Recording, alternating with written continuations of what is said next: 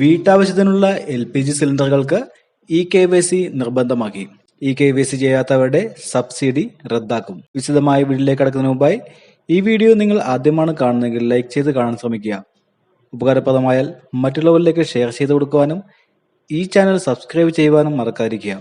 LPG പാചകവാത ഗാർഹിക സിലിണ്ടറിന് subsidy ലഭിക്കുന്ന ഉപയോക്താക്കൾക്ക് മാർച്ച് 31 മുമ്പായി KYC അപ്ഡേഷൻ പൂർത്തിയാക്കണമെന്ന് പൊതുമേഖലാ എണ്ണ കമ്പനികൾ. പ്രധാനമന്ത്രി ഉജ്ജ്വൽ യോജന പദ്ധതിയിൽ ഉൾപ്പെട്ട ഉപയോക്താക്കൾക്കാണ് നിബന്ധന ബാധകം. KYC പൂർത്തിയാക്കാത്തവർക്ക് സബ്സിഡി ലഭിക്കില്ലെന്നാണ് പെട്രോളിയം മന്ത്രാലയത്തിന്റെ നിർദ്ദേശപ്രകാരം പൊതുമേഖലാ എണ്ണ കമ്പനികൾ അറിയിപ്പ് നൽകിയത്. നേരത്തെ ബയോമെട്രിക് അപ്ഡേഷൻ പൂർത്തിയാക്കിയവരും ഓരോ സാമ്പത്തിക വർഷത്തിലും ഒരു തവണ ബയോമെട്രിക് അപ്ഡേഷൻ നടത്തണം. മാർച്ച് 31 മുമ്പായി ബയോമെട്രിക് വിവരങ്ങൾ നൽകിയില്ലെങ്കിൽ സാമ്പത്തിക വർഷത്തിലെ 8-9 റീഫില്ലുകളുടെ സബ്സിഡി നിർത്തിവെക്കും. പിന്നീട് സബ്സിഡി പൂർണ്ണമായും റദ്ദാക്കും.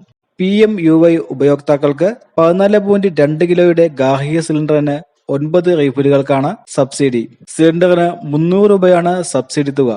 എന്നാൽ ഇതിന്റെ പേരിൽ സിലിണ്ടർ വിതരണവും ബുക്കിംഗും തടസ്സപ്പെടില്ലെന്നും കമ്പനികൾ അറിയിച്ചു. എന്നാൽ PMUY പദ്ധതിയിൽ ഉൾപ്പെടാത്ത ഭൂരിഭാഗം വരുന്ന ഉപയോക്താക്കൾക്കും ബയോമെട്രിക് നിർബന്ധമായും ചെയ്യണോ എന്നും എന്നുവരെ ചെയ്യാം എന്നത് സംബന്ധിച്ച കൃത്യമായ അറിയിപ്പ് കമ്പനികളുടെ ഭാഗത്തു നിന്ന് ലഭിച്ചിട്ടില്ല. സബ്സിഡി യഥാർത്ഥ ഉടമകൾക്ക് തന്നെയാണ് ലഭിക്കുന്നതെന്ന് ഉറപ്പാക്കാനാണ് അപ്ഡേഷൻ എന്നാണ് കമ്പനികൾ പറയുന്നത്. കമ്പനികളുടെ ആപ്പ് വഴിയും ഓൺലൈനായും വിതരണ ഏജൻസികൾ വഴിയും അപ്ഡേഷനുകൾ നടത്താം. സിലിണ്ടർ വിതരണത്തിനായി ഏജൻസി ജീവനക്കാർ വീട്ടിലെത്തുമ്പോഴും അപ്ഡേഷൻ നടത്താവുന്നതാണ്.